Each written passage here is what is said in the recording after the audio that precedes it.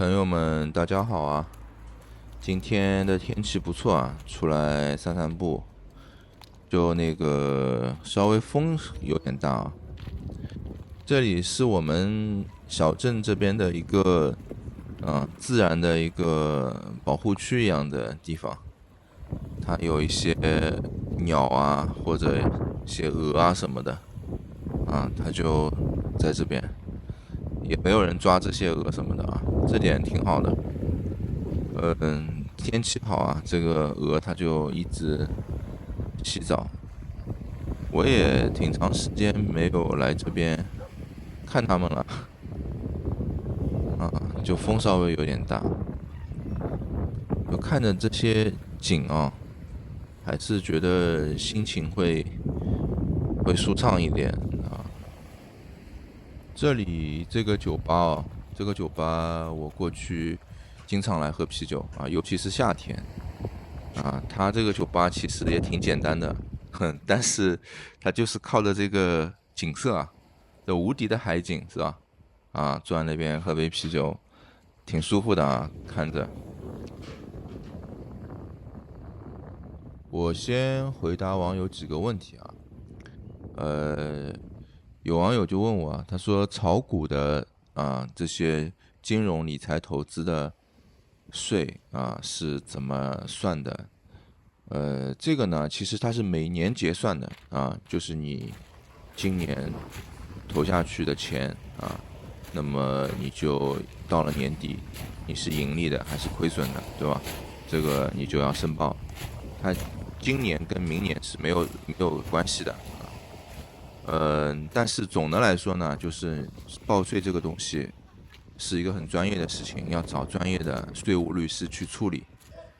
自己去做的话，搞错了，他们这边罚款是很厉害的。这个狗它也刚从这个海里游泳上来啊，它朝我摇尾巴呢。哎，这里新修建了一条这个走道啊，过去是没有的应该是给这个下来可以就是海边的人上上下下的，因为夏天可以拿一些躺椅什么的放在这个海滩上就晒晒太阳，看一看海。有一些移民公司或者一些什么商业公司的加我就是要我做一些广告我先感谢你们我感谢你们找我做广告但是呢，我这个账号我本来也不是出于商业目的就是来建立的我的这个更新也不是很稳定，就看心情的。我有时候我就会更新，对吧？有时候我也不更新。还有就是我也不是什么有很多关注的这些，我也不是什么大号，对吧？说白了所以我也不想去做这些广告所以我就不加你们通过了因为大家加了说半天，我又不做，就浪费时间，对吧？好吧，我在这边说一下就大家不要找我做广告了，我这个账号不想做广告谢谢。说起这个做广告的事情呢，我以前就是做摄影师有一点小小的知名度。那个时候呢，就会有一些什么手机什么摄影什么器材的找你做广告。刚开始还好他们就会给你寄一些那个产品就让你去用用了以后你去讲一讲你对产品的一些看法那到了后面就开始他们直接给你发一段东西，就产品也不用寄给你了，就直接让你就按照他的这个宣传的东西去发。像那种广告我全都拒绝的因为我就觉得就这个东西，因为你这点钱对吧，你赚了你也花不了一辈子的但是这种事情就让你自己心情就很不愉快我说实在的，我现在就情愿就我没钱了，我就情愿我去洗碗是吧？我去那个打工我也不想就是去搞这种让自己心里不舒服的事情这边是那个一个房车的营地就很多人他们会开了一个房车，跑到这边来。我自己没有开过房车我虽然我也一直很羡慕这种那个旅游的方式因为它这个房车营地，你看直接看着大海的。我以前在那个海南住的时候，也有这样的房车营地，但是那边好像就没有这里啊、规模没那么大。这边感觉就有好多那边在海南的时候就比较少，而且就是住在里面这个是不是很小烧饭还有那个什么，我老觉得也没有试过，没有试过，没有发言权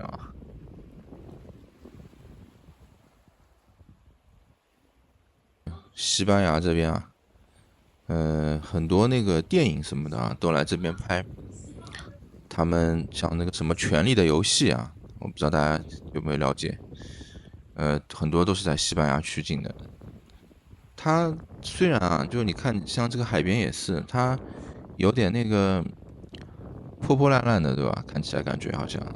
啊，但是它确实有这种天然的这种美，或者说就是一种这种感觉就这种古老的感觉这个也是，就是说，虽然亚洲你像日本新加坡中国都也有很多高楼大厦，对吧？或者摩天大楼但是就是这种非常非常悠久的这种感觉像日本还好，日本应该保留的也不错就没有了，就完全是新修建出来的那种感觉像这种感觉，就天然时间沉淀下来的东西呢，嗯，就它跟人它的这种连接的感觉我觉得更舒服。像像这个海它夏天它是那个很多人会在海里面去游泳的这个海看起来确实比那个在海南的那个海要更蓝一点在海南那个海，就是我们住在高楼上的时候，往下看看远的地方，觉得是很干净、很清澈的但是近了去海边看看，就感觉没那么干净。像他们这边这个海这个嗯透明的就你在岸上看，或者你在沙滩上看起来也都是透明的这个不过就是夏天它的游客一多它也会有点浑浊。它其实就是现在这个阶段，还有就是没什么游客的时候它的这个海就会更蓝一点更透明一点。走累了，在那个海滩上站一会儿，都不想坐因为出来主要就是想散散步，想运动一下。一天坐的时间其实也挺久的。有个网友很有意思他问我，他说你怎么老穿那个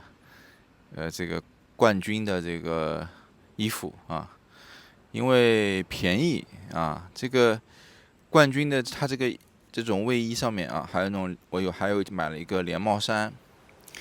它上面都会有一个 New York 嘛，对吧？因为这段时间不知道为什么就是 New York 的，还有就是那个 USA 的东西在这边不太受欢迎。所以那些商家、那些店家、老板，他们就会把就是有这样那个 USA 或者什么这种上面写的，他就会放在那个橱窗里面，就卖的很便宜那么我就去买了我还挺喜欢这个牌子的也有可能吧。我觉得他们就是会有一点这样的，就是觉得好像老川对我们征税了我们也不买他们的东西了他们有点这种感觉。在西班牙吧，买这些东西总体来讲还算是挺便宜的。我身上这件大概是30欧元吧，还有一件打折，买下来也就30欧元左右，不是很贵。这里买这些什么运动衣啊、什么外套啊、什么像这种单件的就不是特别的贵就买一些什么那种鳄鱼还有一些他们欧洲的一些什么牌子就稍微会贵一点，那种轻奢的稍微会贵一点